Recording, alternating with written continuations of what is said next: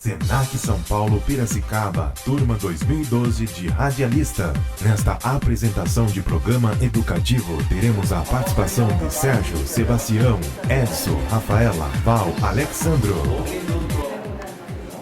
Luz, câmera. Boa noite. Está no ar o programa Antiguidade da Grécia. E para começar falando sobre o período arcaico, nós vamos chamar... Primeiro nós vamos apresentar o nosso grupo. Pode ser? Não estava no clima, mas eu quero fazer isso.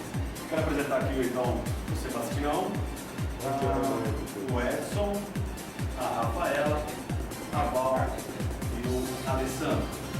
Agora sim, bom, e eu sou o Sérgio. Nós vamos falar sobre o período arcaico.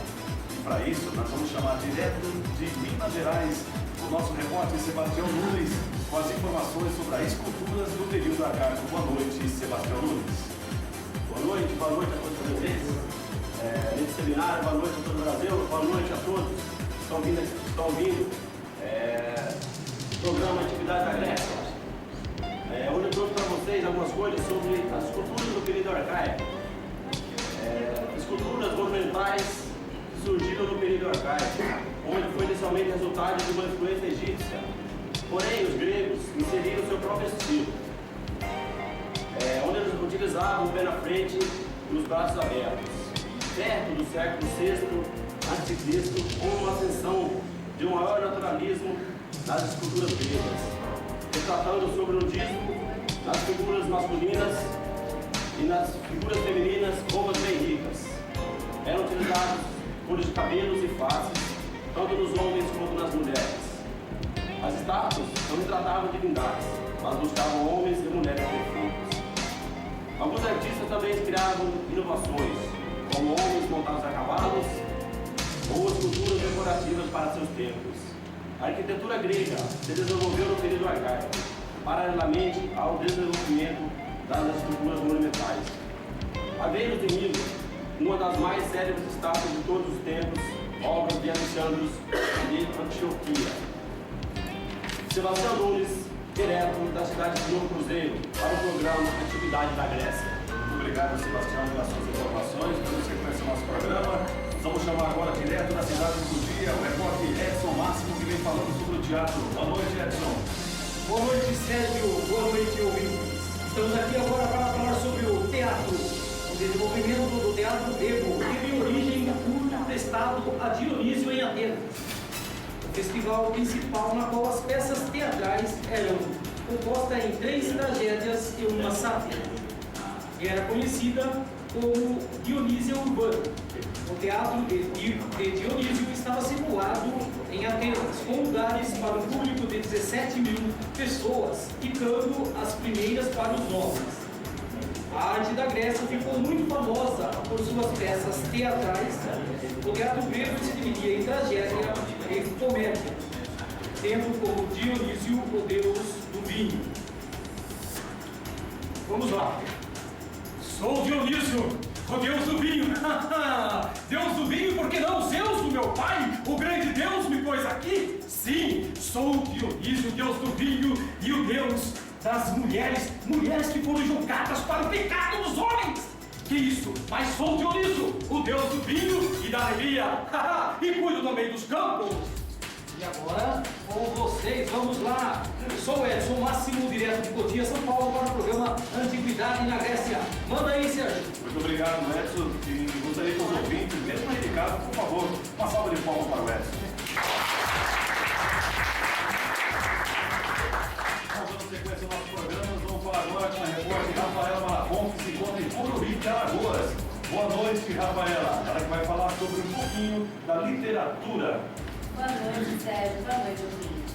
A comédia do período arcaico era dividida em 2 espécies, fábula variata e fábula togata. A fábula variata é a imitação das peças gregas da nova comédia. Os atores vestiam-se com pare, manto negro e correspondia a toda a latina. E a cena era passada na Grécia, sendo quase a totalidade das personagens gregas. Esse gênero de comédia, introduzido em Roma por Nico Andrônico, também foi cultivado por Néfilo, Enio e Cecílio.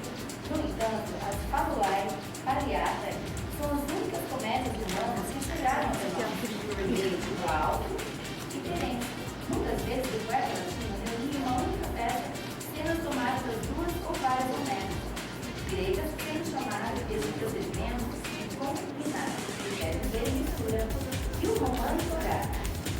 fábula dorada, onde eram representadas figuras romanas, os atores trajavam a toga da distintiva dos romanos e a cena se passava mais tarde.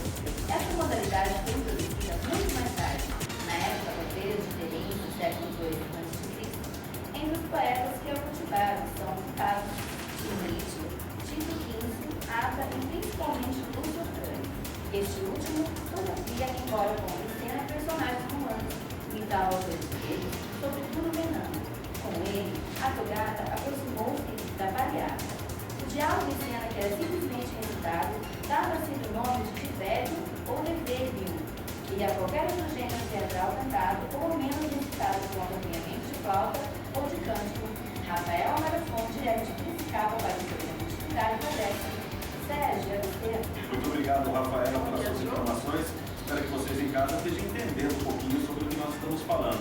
Muitos não acompanham o programa Atividades da Grécia, mas hoje nós estamos fazendo um horário nobre, que é 8 horas da noite. Muito obrigado a vocês que estão em casa ouvindo. Bom, para dar sequência, vamos chamar agora a repórter Val, que fala direto do Belo Horizonte, falar um pouquinho das pinturas, da pintura humana. Boa noite, Val.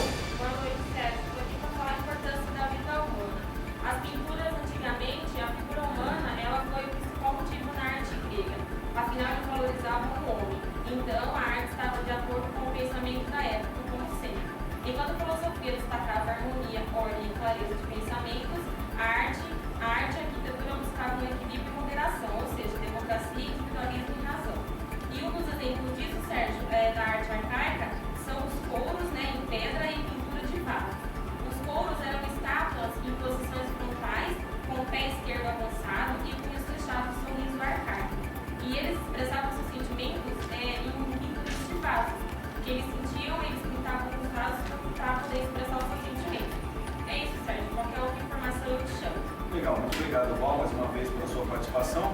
Eu quero chamar agora o Alessandro Calegari, que fala direto de Piracicaba. Ele que vai passar para a gente a principal manifestação da arquitetura, que foram os templos gregos. Chega aí, Alessandro, com as suas informações. Boa noite, Sérgio. Boa noite a todos os ouvintes.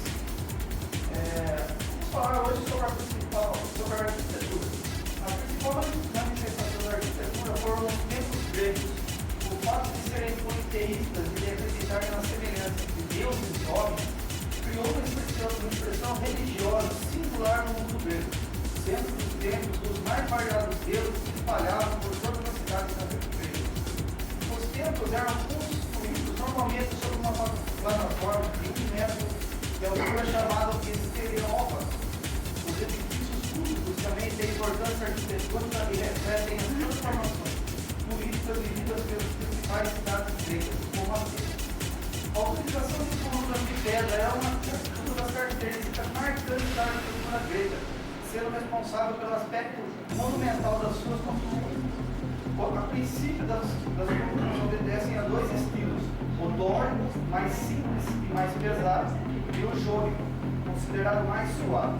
No século V surgiu o estilo coríntico, considerado mais ornamentado, refinado. Foi nesse século V também conhecido como século de ouro ou ainda século de Péricles, que a arquitetura conheceu seu maior desenvolvimento, tendo como grande exemplo o Panteão de Atenas e o arquiteto. Aqui que ele falou para você, para levar diretamente universitário para o programa Atividades da Grécia. Muito obrigado, então, Alessandro. Então, hoje nós aprendemos um pouquinho sobre o período arcaico, falamos sobre as estruturas do período arcaico, também sobre o teatro, falamos um pouquinho hoje sobre a literatura, sobre as pinturas, enfim. Se você perdeu alguma das informações, acesse www.antiguidadesdagrécia.com.br. E assim chegamos ao final do nosso programa. Semana que vem tem mais. Boa noite.